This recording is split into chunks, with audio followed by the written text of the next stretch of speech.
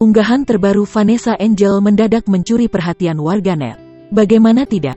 Biasa pamer foto dengan sang suami, kali ini Vanessa Angel justru bagikan potretnya bersama pria lain. Hal inilah yang membuat warganet meminta Bibi Ardiansyah untuk sabar. Pasalnya dalam unggahan terbarunya, Vanessa Angel tampak mesra dengan pria tersebut. Ternyata Vanessa Angel pamer foto bersama Denny Sumargo. Jalan-jalan ke Ciamis, hati-hati sama om-om berkumis tagar bisa yuk, tulis Ibunda Galas Sky dikutip tribunsolo.com dari Instagramnya.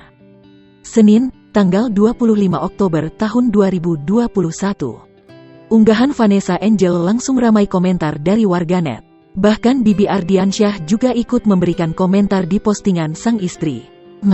Komentar Bibi Ardiansyah. Tak sedikit warganet yang membalas komentar Bibi Ardiansyah dan memintanya untuk sabar.